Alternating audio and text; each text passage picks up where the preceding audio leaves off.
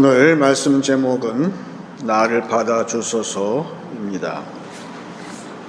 새해가 돼서 하나님의 복을 우리가 받기를 원하는데, 우리가 복을 받기 위해서는 하나님께서 나를 받아주셔야 됩니다. 하나님이 나를 받으시고 그것을 흠양하실 때에 하나님께서 두 손 들어서 우리를 축복하시면 그것이 참 축복이 되는 것입니다. 그런데 우리의 문제는 나를 받으실까 염려하는 데에 있습니다. 세상의 철학은 뭐든지 고칠 수 없는 사람 가운데서도 저 사람은 도저히 저 성격을 고칠 수가 없어. 그럴 때는 또 부부 사이에서도 그냥 참으라고 권면을 합니다. 그런데 기독교의 철학은 도저히 고칠 수 없는 것이 있을 때에는 그것을 즐기라, 그렇게 권면을 합니다. 왜냐하면 하나님이 고칠 수 없는 그런 죄인들 된 우리의 모습 그냥 즐기시는 데에 전문가세요. 그래서 사무엘도 보게 되면 어릴 때부터 교회에서 자랐지만 사무엘이라고 완벽한 사람이 아니었어요. 나중에 보니까 자식들이 말을 안 듣고 그거 볼 때는 완벽한 아버지는 아니었던 것 같은 생각이 들면서, 그렇지만 하나님은 우리가 10가지 가운데에서 9가지가 쓸모없어 보이고 고칠 수 없는 질병처럼 되일지라도 우리가 한 가지만 하나님 보시기에 만족할 만한 것이 있으면 그거를 쓰시는 분이 하나님이시고 그거를 즐겨 하세요. 우리가 예수를 믿을 때에 이미 우리는 내 모습 이대로 하나님께서 다 받으시는 거예요. 왜냐하면 하나님께서는 우리 예수님을 다 받으시기 때문에 그래요. 그래서 우리는 어떻게 하든지 그분의 기도를 본받기 위해서 주기도문도 하고 애를 쓰는 거예요. 왜냐하면 주님과 함께 기도하게 되면 우리의 모든 것이 이 모습 이대로, 내 모습은 죄인이지만 그래도 그걸 다 가리우시는 주님이 계시기 때문에 나를 받아 쓰시는 거예요. 올 2022년 나를 쓰시는 것이 나의 축복이 될 텐데, 그러기 위해서는 우리 예수님과 함께 기도하기 원해요. 왜냐하면 예수님을 통해서 하나님은 우리의 모든 것을 다 받으시기 때문에 그런 거지요. 새해를 맞이해서 15년 전에 분실된 반지를 찾은 부부가 있었어요. 오늘 날 보니까 소포가 도착했는데 그 안에 15년 전에 집에서 분실된 그 반지가 들어왔어요.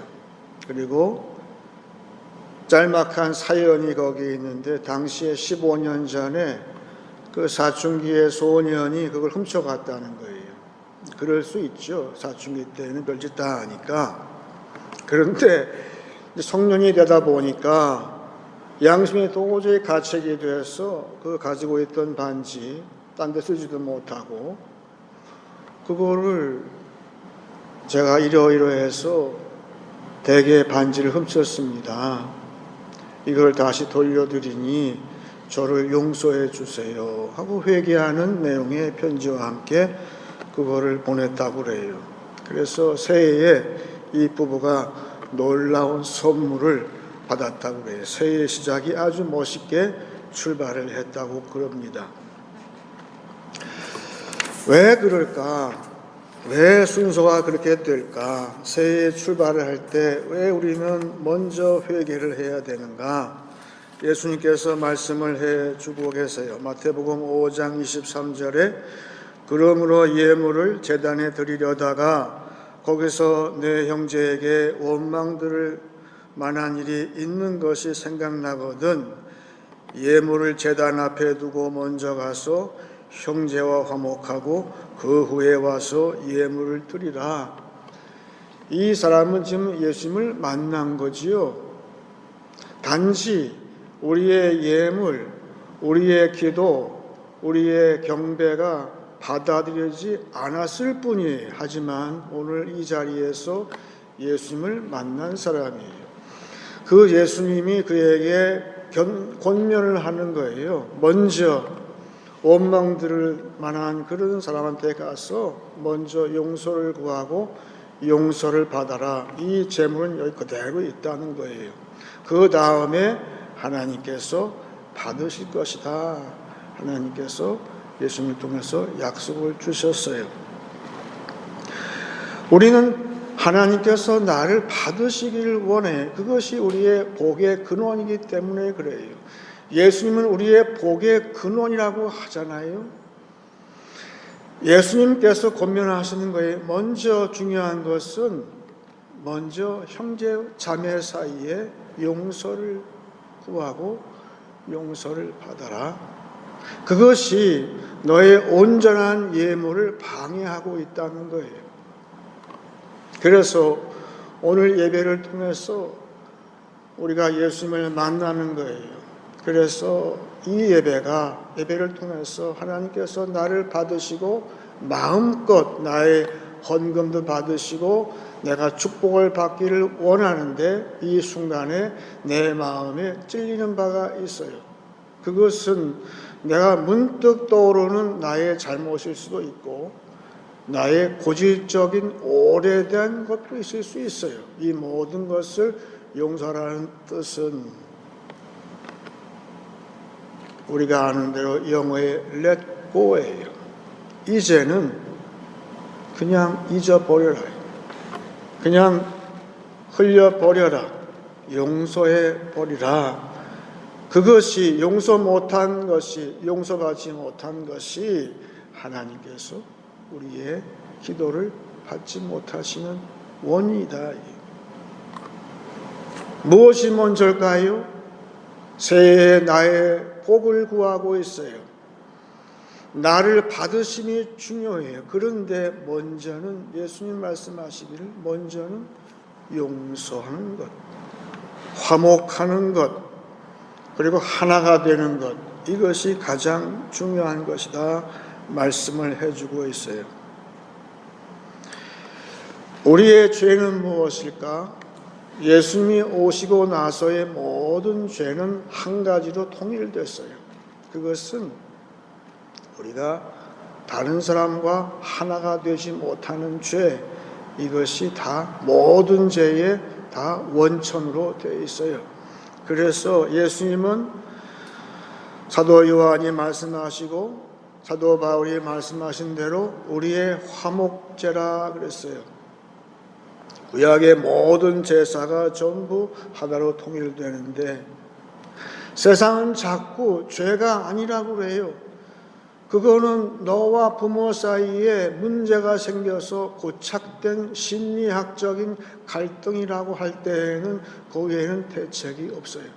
하지만 교회에서는 그걸 죄라고 해요. 하나가 되지 못하는 것, 흘려보내지 않고 용서하지 못하는 것 전부 죄라고 하시면서 내가 예수님을 통해서 죄로 깨달을 때에는 대책이 있어요. 회개하면 되니까. 오늘 레위기 6장 말씀에 읽을 때에 오늘 번제에 대한 것인데 번제는 구약 제사의 가장 처음이고 가장 중요하다라고 하고 있는데 그 번제를 드리는데 규칙이 나오는데 12절을 같이 보겠습니다. 제단 위에 불은 항상 피워 꺼지지 않게 할지니 제사장은 아침마다 나무를 그 위에 태우고 번제물을 그 위에 버려놓고 화목제의 기름을 그 위에서 불사를 지며 여러분 번제는 제사장도 먹지 못해요. 아무도 번제물은 먹는 게 아무것도 없어요. 온전히 다 태우는 거예요. 죄만 남아요. 그런데 그 번제를 뜻은 이런 것처럼 나의 예물이 온전히 100% 하나님께 바쳐지고 하나님께서 흠양하시는 예물 되기를 간절히 소원합니다. 모든 구약 제사의 처음이었어요. 그런데 갑자기 오늘 말씀 끝에 12절에 화목제가 나와요. 왜냐하면 화목제는 구약 제사의 마지막이에요. 모든 것이 하나님께서 받으시고 또한 모든 것이 용서받고 용서하고 그래서 모든 제사에 참여하는 사람이 잔치를 벌였다는 것, 그것이 화목제예요. 피스 오퍼링이죠. 따라서 오늘도 예배를 드릴 때에 오늘 이 예배를 통해서 이 예배의 마지막 과정은 뭐냐? 그것은 모든 것이 서로 다르지만 내가 형제한테 용서를 구하고 용서를 받고 그래서 내 예물이 하나님께 드려지고 그럴 때 하나님과 화목하고 나의 형제 자매와 화목할 때에 마지막의 화목제는 잔치로 끝나요.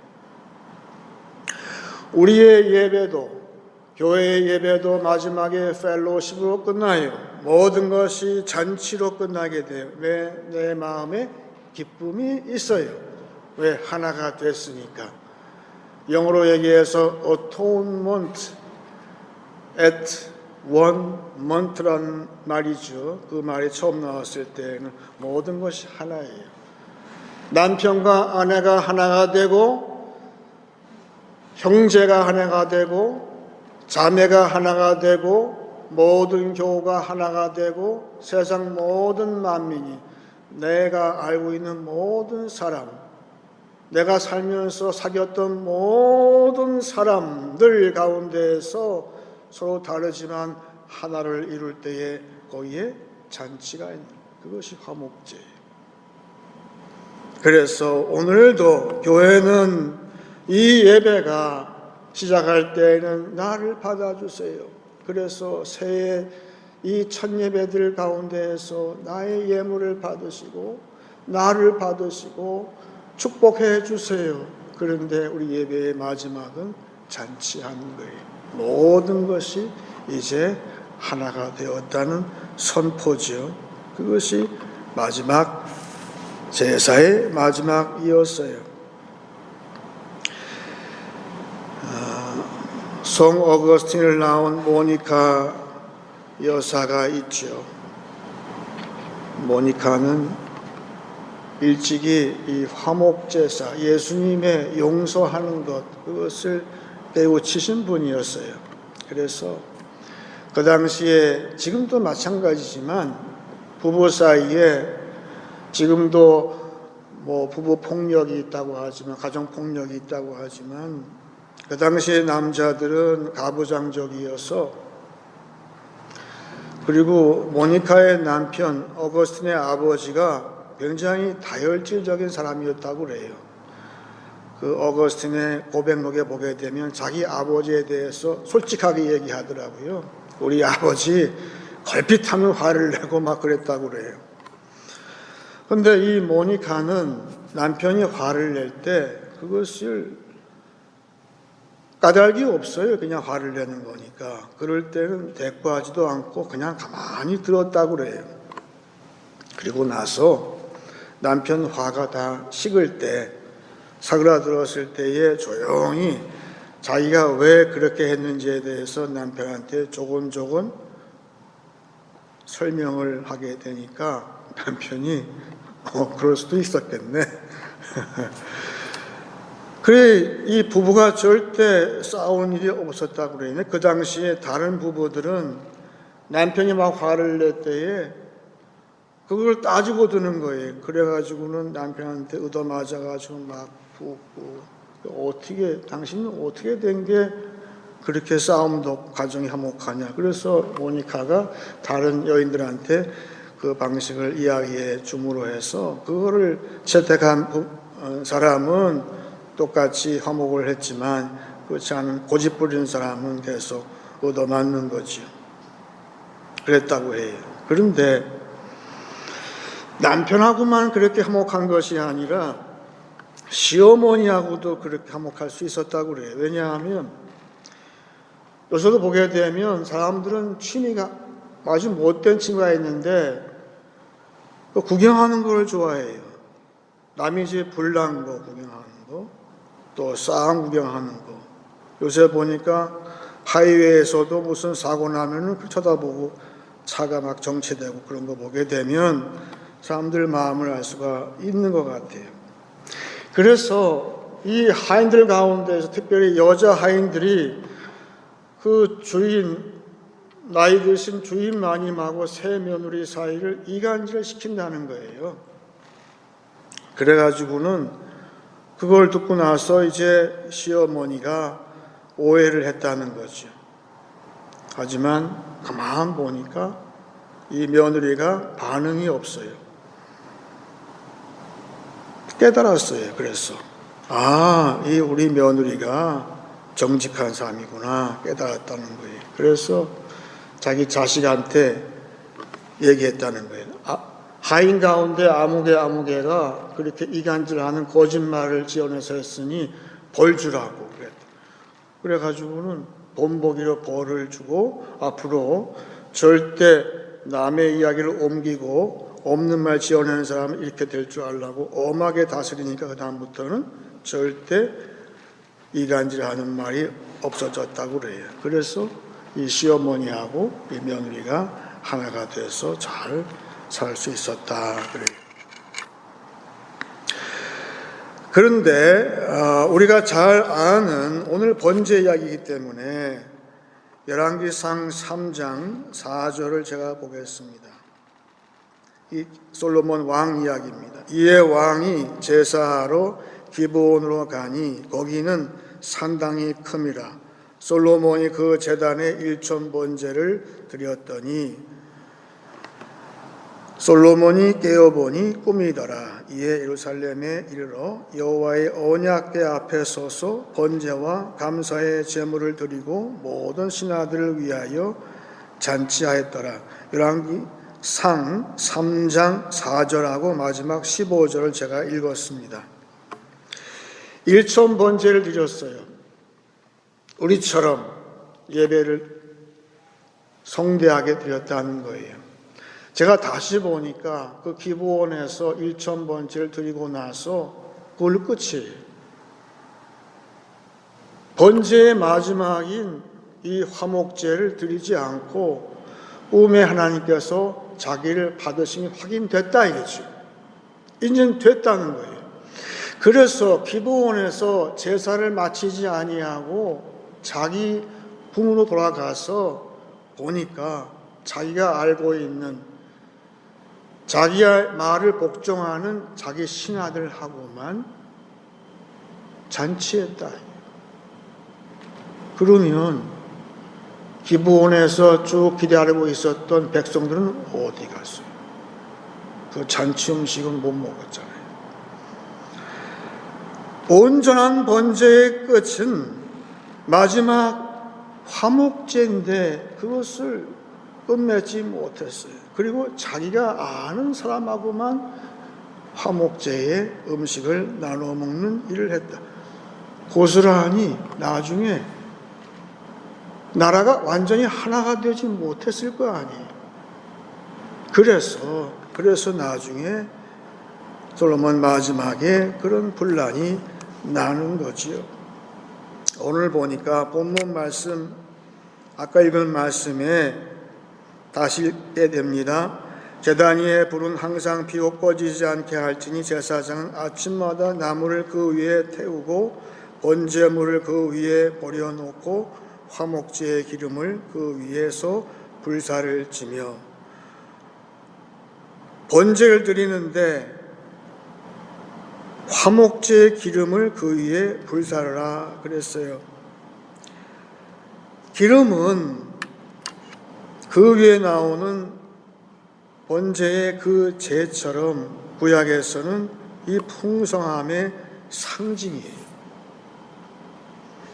말하자면 내 남편하고만 화목한 것이 아니라 시어머니하고도 화목하고 또 하인들하고도 화목했던 그 모니카처럼 솔로몬도 백성 전체하고 화목, 내 권한이 부여된 모든 관계에서 하나가 되는, 하나를 이루는 화목제까지 나가는 것이 맞는 거예요. 그것이 바로 기름인데, 기름은 항상 하나님께서 받으시는 그런 화목제의 기름이에요. 예수님께서 이미 화목제의 향기가 되주셨어요. 그래서 우리는 예수님이 이미 화목제를 치러주셨어요. 그래서 남에게 원망이 있을 때에는 내가 용서하지 못하는 그런 잘못이 있어요. 하지만 예수님께서 치르신 화목 제물 때문에 다 죄값을 치르셨어요.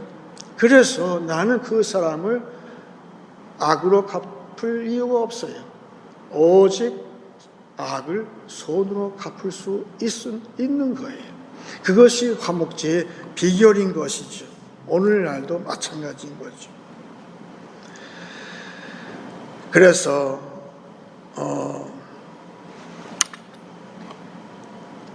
그 샌프란시스코 가게 되면은 금문교가 있다고 그러지요. 그건 어마어마한 그 철제와 그 와이어 로프가 있어요. 그걸로 만들었는데, 그래서 그걸 통해서 이 두 땅덩어리 두 개가 연결됐다고 그래요.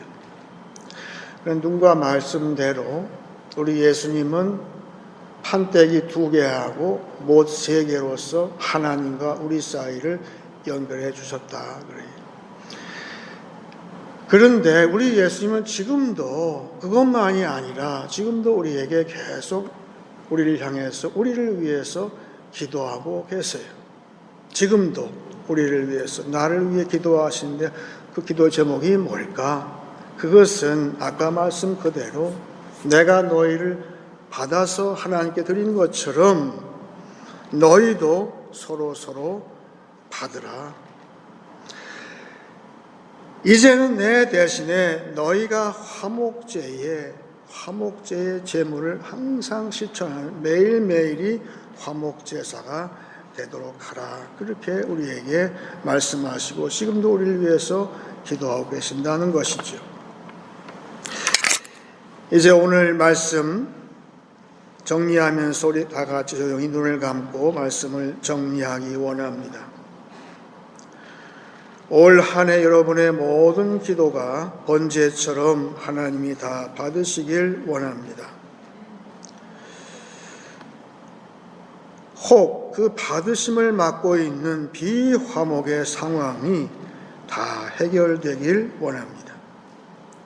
우리 교회의 예배가 화목의 잔치로 종료되고 또 다시 세상을 향해서 그것이 화목제사가 시작점이 되기를 원합니다.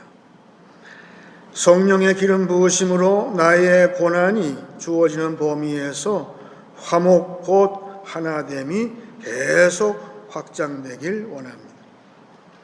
지금도 우리를 위해 간구하시는 예수님의 기도 제목은 각자가 화목하는 이 사역을 잘 감당하기임을 늘 기억하기 원합니다.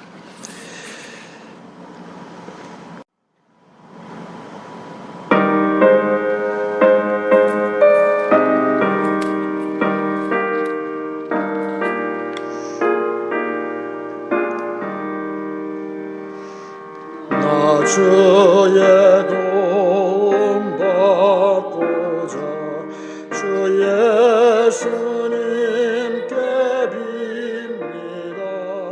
그 구원 허락하시사 날 받아주소서. 내 모습 이대로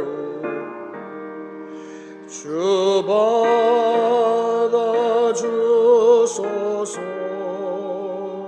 날 위해 돌아가신 주 날 받아주소서. 큰 죄에 빠져 영죽을 날 위해 피 흘렸으니 주 영성대로 빚으사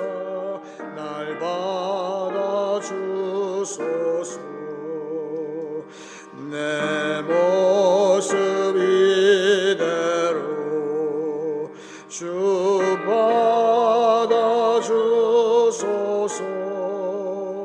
날 위해 돌아가신 주 날 받아주소서. 내 힘과 결심 약하여 늘 깨어지기 쉬우니 주 이름으로 구원해 날 받아주소서. 내 모습 이대로 주 받으소서. 날 위해 돌아가신 주 날 받아주소서. 내 주님 서신 발 앞에 나 꿇어